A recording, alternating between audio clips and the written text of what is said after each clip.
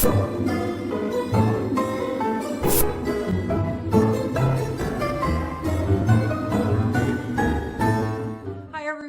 me, Moody Boo, and I thought I better introduce myself in case you didn't recognize me. It's my day off. My husband's been out of town all week, and I'm like part husky. If my pack isn't together, I don't do well. I don't sleep worth a crap. So I'm exhausted. But since it is my day off, I have to get some recording done, so I still wanted to get some reviews done, but I was too tired to put on makeup. So I am sans makeup. I am full Monty of the face. I have gone commando visually. So you're going to have to deal with that for the rest of the video because it's not going to change. And I may record another one after this too, so you may have to deal with this in a later date. So, but every once in a while, it's just good for humility, just to put yourself out there without all of the facades and the fanfare and all of the glitz and glamour, you know, even though I wear very little makeup. I wear enough to where it's noticeable. So, okay, can we move on now, please? Can you drop it and let it go? Anyway, and this is a requested video I've been wanting to do for a while. I'm so backlogged on my requested videos that I knew I had to get at least one done today. And so I had been working with this perfume long enough, I felt comfortable doing a review on it. I bought 2 of these card samples, I don't know, 2-3 weeks ago, and I worked with them quite a bit. And Jim R, hi Jim, he was the one that requested that I review Oud Imperial by PERRIS Monte Carlo. So I really expected to like this more than I do. It's not bad. It does have a vein of DNA running through it that I recognize somewhere else, not from the same house, but somewhere else.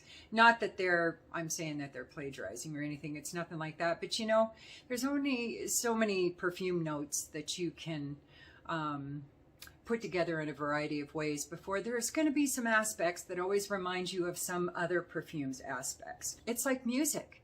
There's only so many notes out there. So there's going to be times in music where you hear a bar or two that sounds very similar to another score of music from a different song, different performer.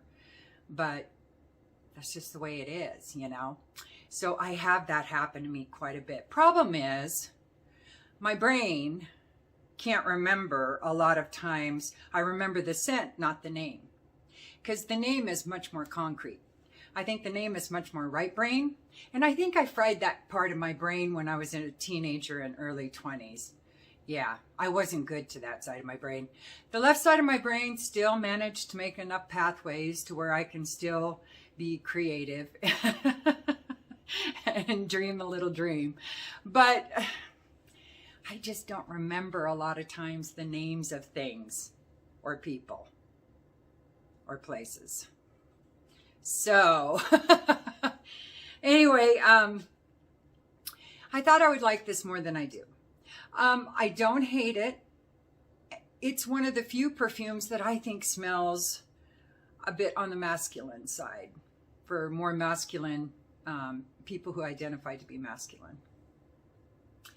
It is heavy oud and caraway seed to me. When I first smelled it, now I didn't look at the notes until just like yesterday. And when I knew I was going to be recording this video, I finally looked up the notes.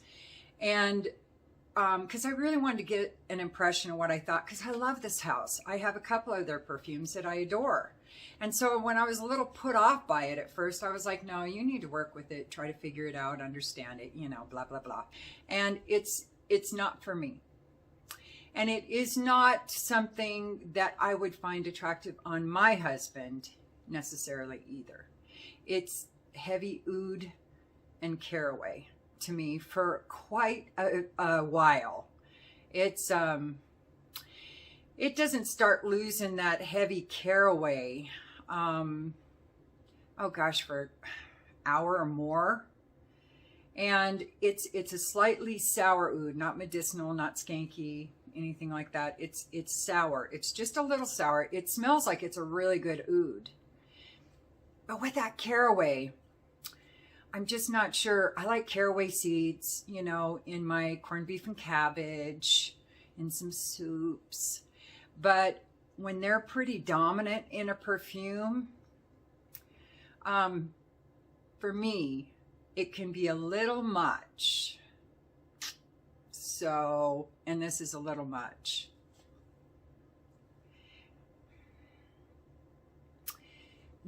When it dries down, you do get more earthiness. And instead of becoming sour, it becomes, like I said, a little warmer, not sweet. It's never sweet, in my opinion, any part of the stages that it goes through. And it only has a slight trajectory. So I'll tell you what's in it. Okay, so this is caraway jasmine. No jasmine. No indole, no floral, no sweetness that I detect at any stage of this at any time. So I'm just going to say jasmine's not actually in there. Oud, incense, you definitely get the incense. And I already said the sour oud is there. And the incense just adds a little more spice to the caraway. It almost adds a little heat to the caraway, like you're sauteing caraway on a burner or something. Patchouli, that's probably where I get that tobacco leaf kind of feel for it, because I've said before, some patchoulis smell very similar to tobacco leaves. I used to live in the South, over in North Carolina. We had tobacco fields all over the place. So I smelled them when they were green and growing to when they were brown and getting ready to be plucked or cut or harvested, whatever. So I'm so used to a tobacco leaf smell. I think that's why I always get mixed up with, not always, but a lot of times with patchouli. But this is patchouli. Saffron, yeah, I think that's adding to the aridness-esque-ish.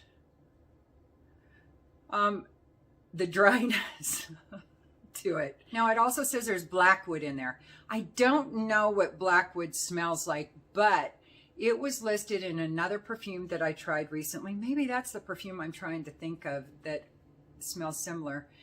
Anyway, it just adds this woody, kind of a dark, maybe a hint spicy woodiness to it.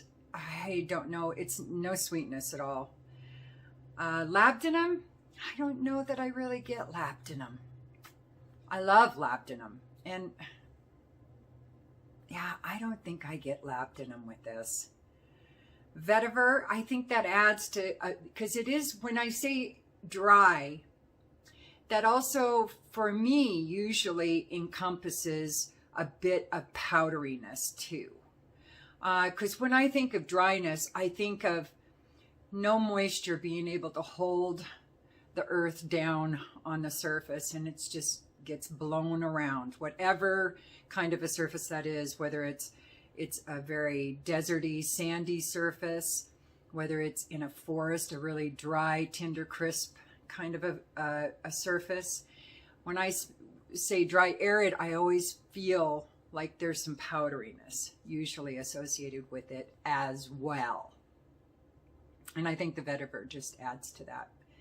Sandalwood and cedar, and that just adds to the woodiness. I mean, because the oud, you can tell, is not the only wood smell in the forest of this perfume.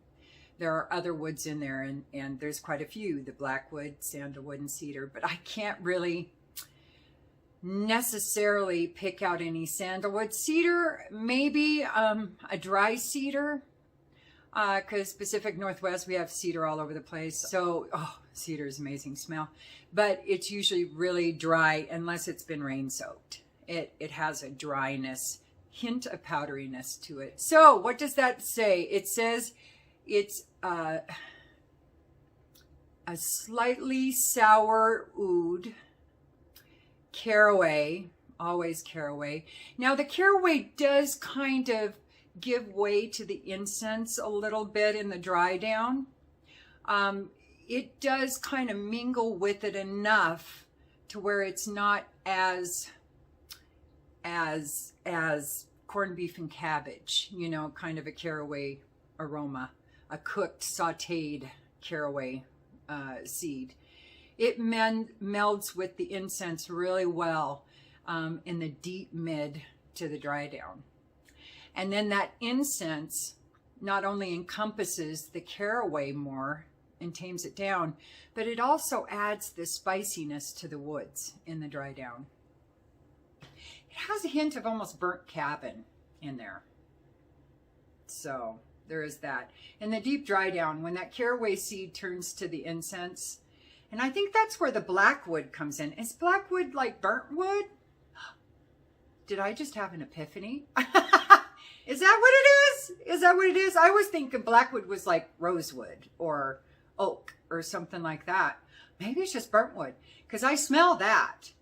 I smell like, it smells like a burnt cabin to me in the woods. Yeah. So, maybe it's not an epiphany. Maybe I'm just off track here, but I was just thinking maybe that's where some of the smoky is coming in, and I'm attributing that to the incense, but maybe the blackwood has something to do with it, because yeah, it smells a little like burnt cabin, burnt cedar cabin.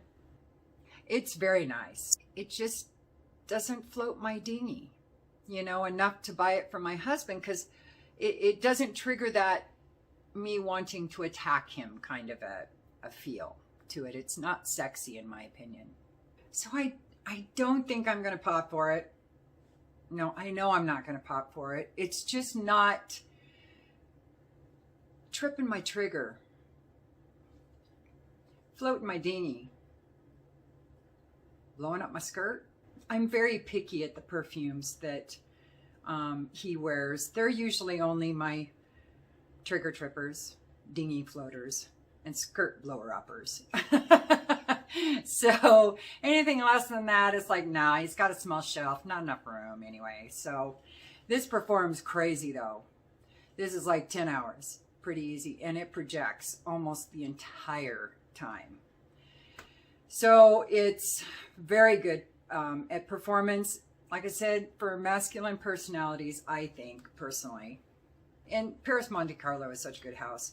I have Elaine Nosy B and Osment. Oh crap, I just lost the name. Anyway, I've got two from the house, and that's a good house. It's mid-range in price. They're usually, I think, like $185 for a 100 ml bottle. Yeah, well, there you go, Jim. This might be right for you. It might be a statement maker. It does feel formal. It doesn't feel like it should be worn during the day.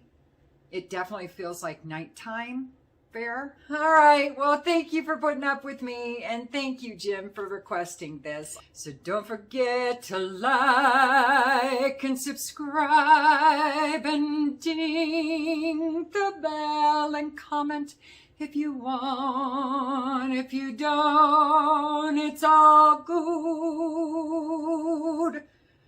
I still love you. Oh, wow. Use your own nose.